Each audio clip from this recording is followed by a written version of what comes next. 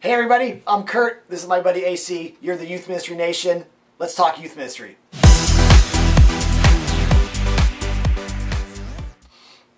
Yo, what's up, dude? How are you? Good to see you.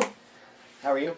I'm good. Good. Hey, it's been a long time since we've done a podcast, a video podcast. How long? Yeah.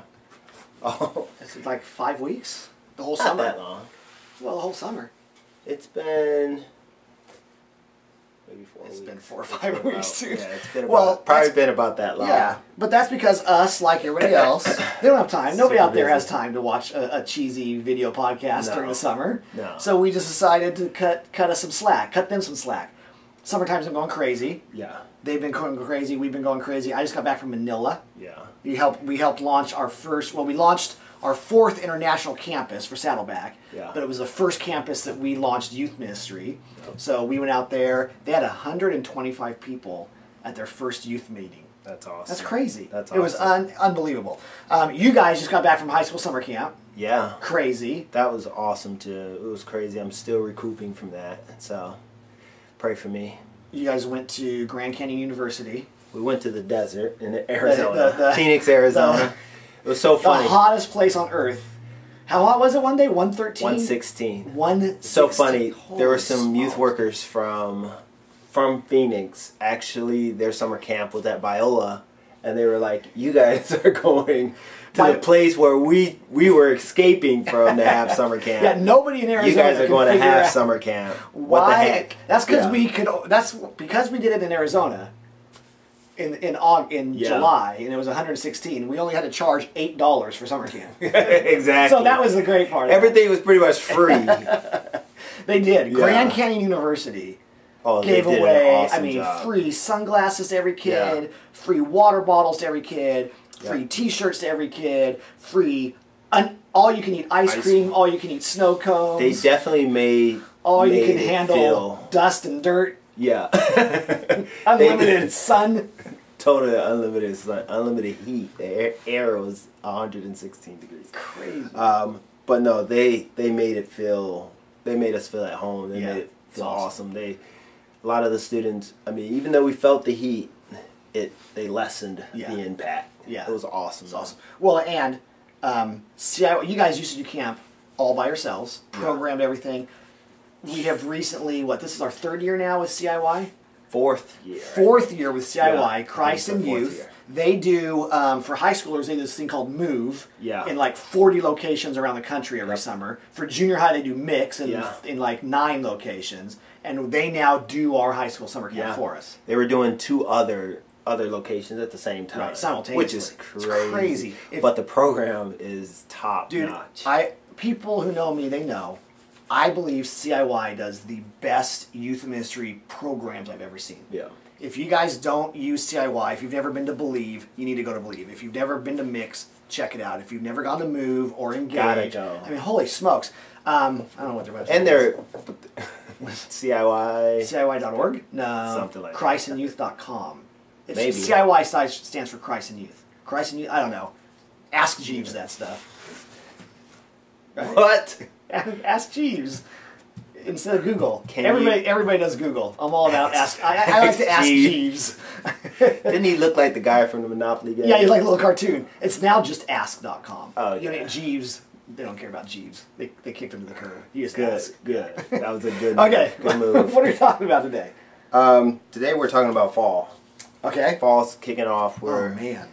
It's only crazy. July. It's only the end of July. It seems like we were just talking Shoot. about summer, Yeah. and now our minds have shifted to the fall. Summer camp is over with, which is our huge For us, yeah. kind of like hurrah. Yeah. Actually, we still have a few more weeks of summer, Yeah. but and our summer junior camp, high goes to summer camp on Sunday. Yeah. Or on Monday. Yep. But for some people, so we've still got about a month of summer. Oh yeah. Some people watching, though, school's going to start in a couple weeks. I think. Yeah, A lot of people early. in the Midwest and back down south, Yeah. they start in End of mid-August, early Yeah. August. Yeah. Okay, so. Which is crazy. crazy. I don't Schools. understand. And the heat like that? Whew. Going to school. But at least somebody else is paying for the air conditioning. Yeah. Well, you love it for a minute. Like, you get to go to school. You don't have to Yeah. worry about the big coats until For a the minute. snow comes. For a minute. You love it for a minute. Okay, so with fall coming, here's Yes. here's what we can do then. Let's do this. Let's each just share 2 tips, 2 ideas, 2 thoughts on how to leverage the fall. Yeah. Like maybe it's something that we're doing this fall that's new, or just some tried and true fall things. Yeah. You want to go? You want to go every other? You want to go 2, then I'll go 2? What do you want to do? Let's go every other. Okay, go ahead. My first tip / this is what we're going to be kind of focusing on this fall is just gaining a bigger presence in the school and with students and meeting new students and just helping our students be relatable and have something to bring their students to. Doesn't mean we're not going to hold a huge assembly in the school, or I do hear a lot of talk that schools is hard to get into. You have to be cleared. You have to be. Well, in California, that's which, true. Depending on what you're trying to do. Right. If we already have clubs that are in there, so we have an FCA who we're friends with. Young Life. Life. Young Life is kicking up, and I've met with the guy who's doing our South Coast district, and so just meeting up with the clubs that are already existing, and then just saying, how can we help? How can we come in and be a part? And not necessarily to, gain students for your ministry, Right. but more so just to be there to help your current students who are there, meet new students, even help you do better youth ministry when you're taken out of the context of having to have being able to give the Christian answer or use the Christian terminology. I remember my time as a coach at Dana Hills High School. I coached there for 4 years, and I was with those students more than their parents were. I mean, every single day, practice. Right, for 3 hours a day. And so it was, and then on the weekends, and so it really taught me how to kind of be Christ to students, how to model character to students, and how to model, Christ's love without saying it.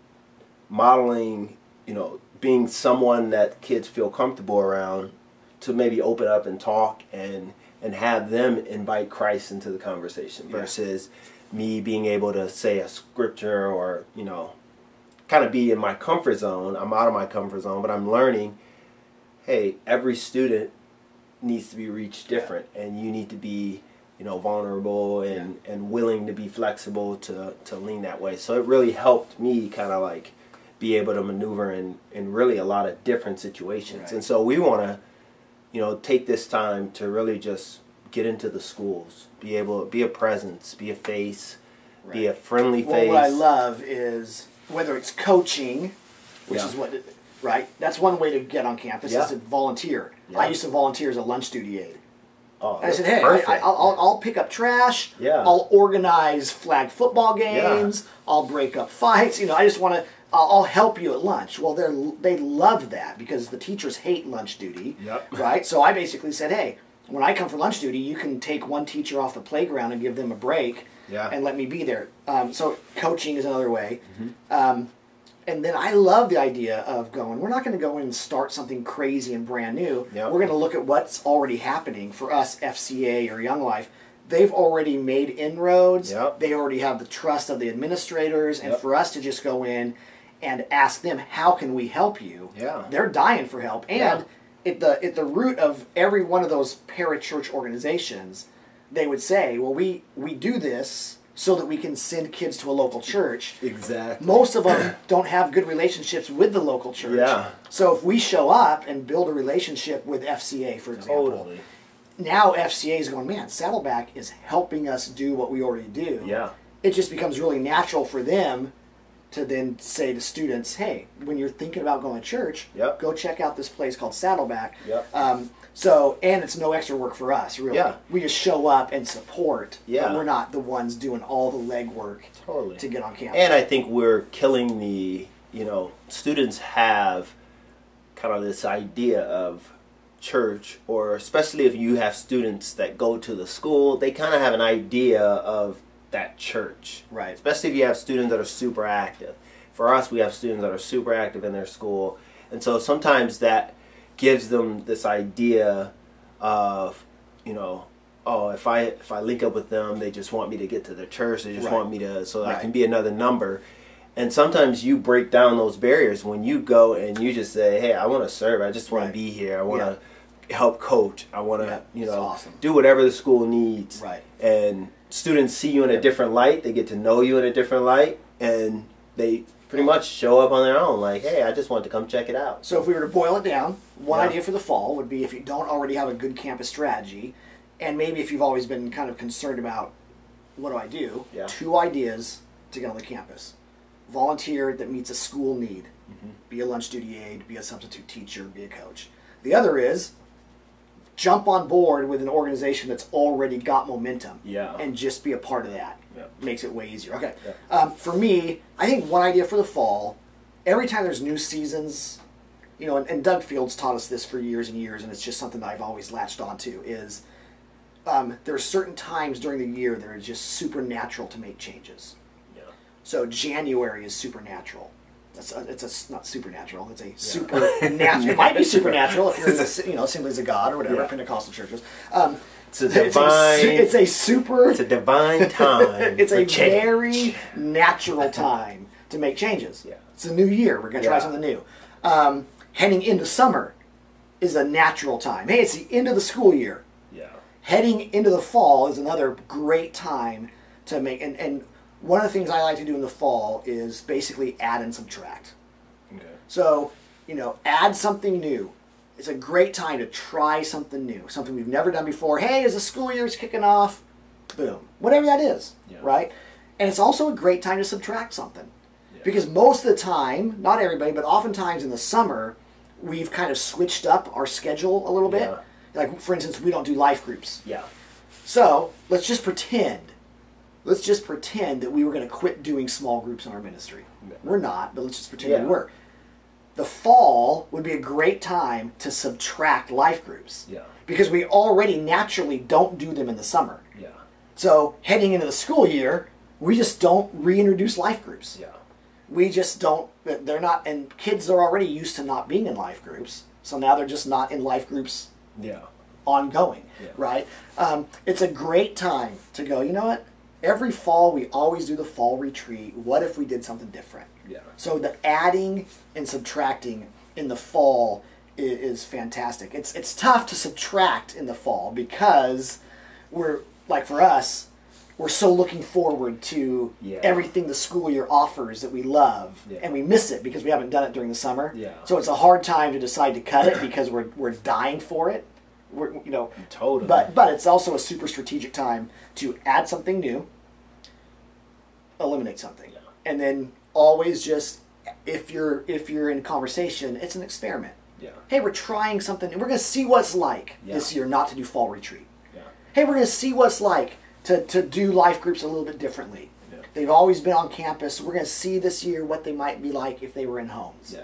Hey, they've always been, you know, combined co-ed groups. We're going to see this year what it might be like if we tried it in same gender groups. It's just a great time to experiment. I think, and for parents too, to have that time to talk it through versus trying to make some change while you're in it, or to give that lenient, that time where you can kind of talk it through, get the feedback, work out some of the kinks, and kind of bring some reassurance to parents in the areas where they are a little insecure about it. And sometimes we're so nervous about change that we oversell change where we don't need to. So for instance, I'll just keep using the fall retreat thing. If you, instead of announcing, hey everybody, I know how much you love fall retreat. I know over the years some of you gave your lives to Jesus at fall retreat, and I know it's been a staple in our ministry for 32 years.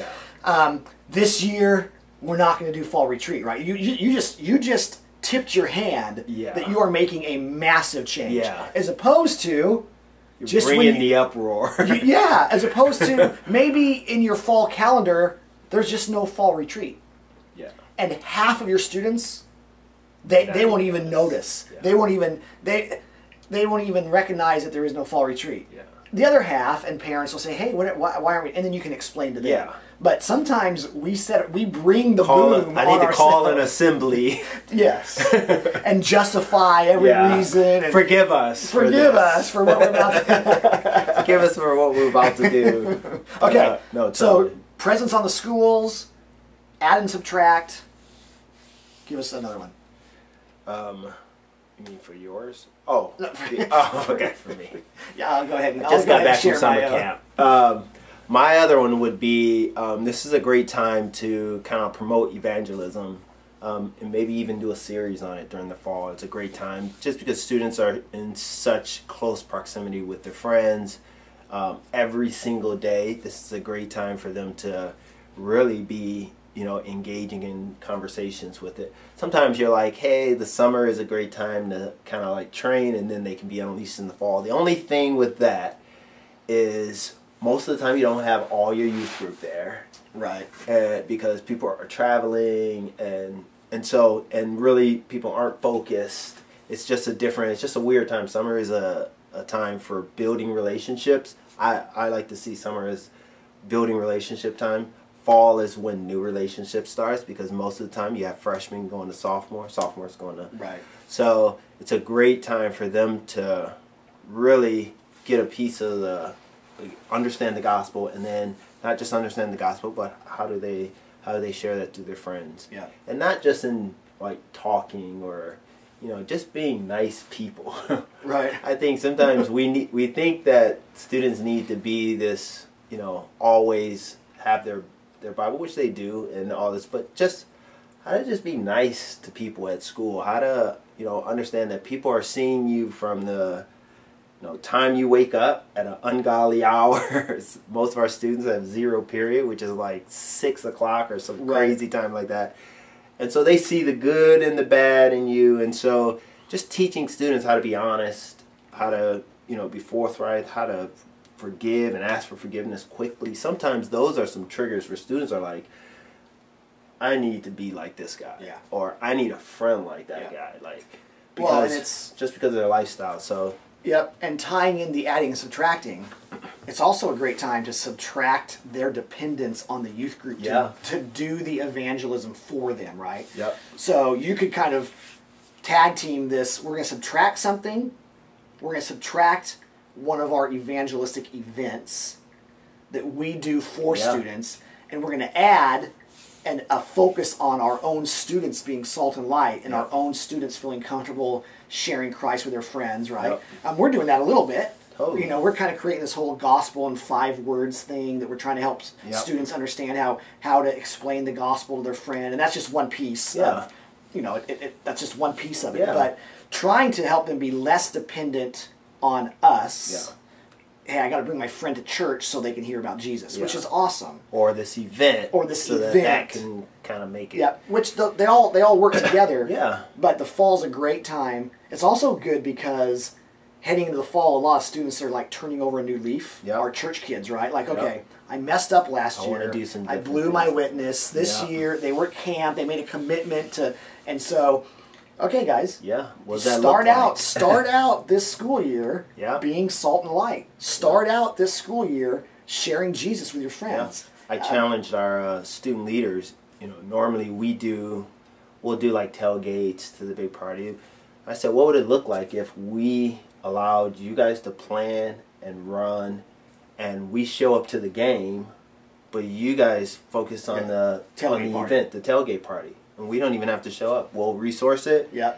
You guys man it. Whatever you want to do for it. Awesome. And we'll come to the game and cheer on and hang out and have fun and whatever. But you guys do that. You'll walk by. Oh, totally. Grab a hot dog, kind of check up on them. But I don't want to be there with my youth group shirt on. I really want give them the responsibility of genius. Hey, genius. What does this look like? How does this? How can you guys take this over? That's like a gold nugget of a great youth ministry event. Yeah. Student-led pre-game tailgate parties. Yeah. That the youth group funds. So we'll buy the hot dogs. Yep. We'll help you get the barbecue. We'll even loan you the church's pickup truck or whatever. but you guys are running it. You're running it. Just do a tailgate party in your parking lot for your friends. Yep. And their families. Awesome. Okay, my second one would just be, I think the fall's a great time and an obvious time, a supernatural time, to just focus on the newcomers and the outsiders. Yeah. Newcomers meaning you've got brand new freshmen to high school. Yeah. You've got brand new 6th or 7th graders to junior high. And there are so many, which we forget, but there is so much insider language, so much insider culture that the new freshmen, the new 7th graders, the new kids from the community, families moved in during the summer and they're checking out church. There's so much insider information that we just assume everybody understands. Yeah. And I think the fall is a great time to think through what are some things we're doing. Is it certain series that we're doing? Do we need to do certain freshman-only events or underclassmen events?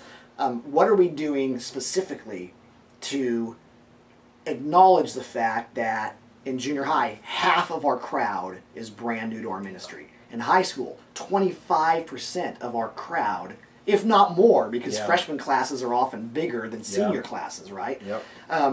But they're 25% of HSM is brand new. Yeah. So what are we doing to, sometimes we spend so much time ministering to the sheep, right? They're already there. It's like we're singing, we're preaching to the choir, we're trying to reconvince kids who are already convinced, as opposed to going, hey, freshmen, we know high school's bigger, it's scarier, we know that your parents are probably letting you make more choices about church attendance, and so what are we doing to get the kids who are on the outside looking in?